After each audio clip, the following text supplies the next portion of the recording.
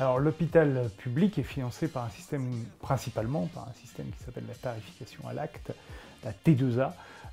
qui en fait est fondé sur l'idée que l'hôpital doit mettre en place une prévision de dépenses en fonction des actes qu'elle réalise au quotidien. Et en fait, elle a effectivement des moyens qui sont en accord avec cette prévision. Donc ça, c'est l'essentiel du financement de l'hôpital public, sachant qu'il y a une partie des hôpitaux, une partie des dépenses qui sont encore réalisées au forfait,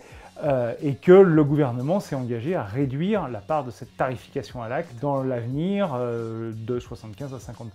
Alors le budget de l'hôpital public, celui qui est pris en charge par l'assurance maladie, c'est 84 milliards d'euros attendus en 2020 et c'est à peu près en hausse de 2,3%, enfin, c'est l'objectif de hausse pour 2020. Voilà, il faut rajouter les 20 milliards que représente l'hôpital privé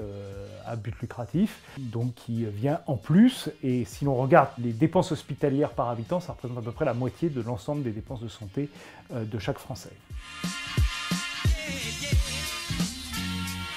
L'assurance maladie est l'essentiel, est la source essentielle de financement de l'hôpital public et des hôpitaux qui sont assimilés à l'hôpital public.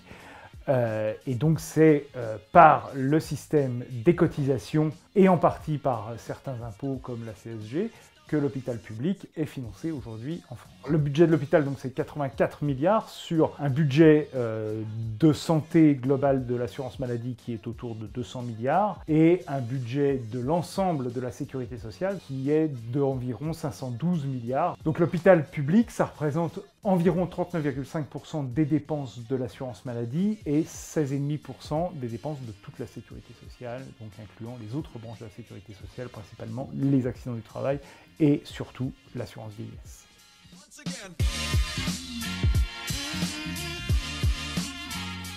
Et ben, ça veut dire que le secteur hospitalier va devoir réaliser au minimum 800 millions d'euros d'économies sur 2020. Si l'on restait au niveau de 2019, si on voulait maintenir exactement la satisfaction des besoins hospitaliers au niveau de 2019, et on sait déjà qu'ils sont largement sous-estimés, eh bien il faut faire 800 millions d'économies avec un Ondam de 2,1%, c'est-à-dire une croissance des dépenses de 2,1%. Tout bêtement parce que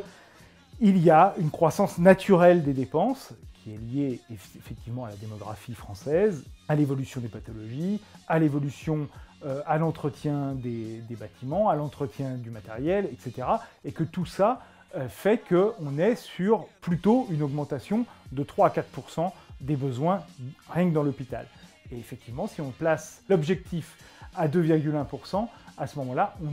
ça sous-entend qu'on fasse 800 millions d'économies, rien que sur le fonctionnement du secteur hospitalier, mais il y a d'autres mesures d'économie qui vont impacter effectivement l'hôpital, comme par exemple les mesures d'économie sur la radiologie,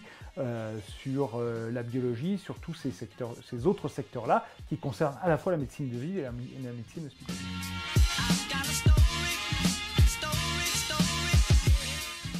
Donc il y a une forme de concurrence qui n'en est pas une, parce qu'en réalité tout le monde est en quelque sorte perdant, dans la mesure où l'Ondam est de toute façon inférieur largement à la croissance naturelle des besoins, mais en revanche, c'est sûr qu'il y a parfois des choix qui sont faits sur l'un ou sur l'autre en fonction de l'objectif de coût.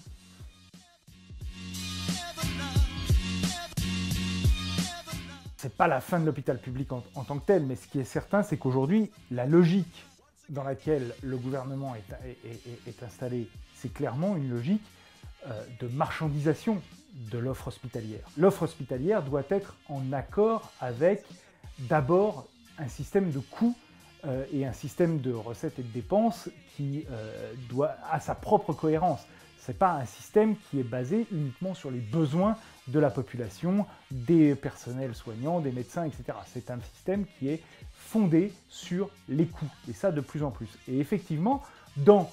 l'évolution de ce système-là, à partir du moment où la construction budgétaire actuelle est de moins en moins tenable parce qu'on va faire payer de plus en plus des politiques économiques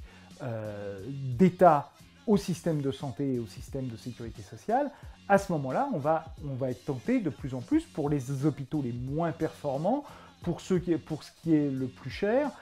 de transférer une partie de la dépense vers le secteur privé. Et on a vu récemment un hôpital dans l'ouest de la France qui a été privatisé parce qu'il n'était pas assez rentable. Alors la ministre a dit que c'était un cas unique, particulier, mais c'est un cas unique qui ouvre en fait un précédent et on ne sait pas de quoi l'avenir sera fait. En tout cas, ce qui est sûr, c'est que le fait qu'on ait respecté l'Ondam hospitalier depuis 10 ans et donc accumuler en fait les déficits de besoins, eh bien tout ça amène aujourd'hui à une crise dans le secteur hospitalier et que cette crise dans le secteur hospitalier, elle ne peut pas être résolue dans le cadre public sans un apport d'argent neuf massif que le gouvernement n'est pas prêt à donner aujourd'hui au secteur hospitalier. Et donc la conséquence, ce serait à ce moment-là effectivement d'aller vers une plus grande marchandisation, une plus grande privatisation du système hospitalier et en général du système de santé.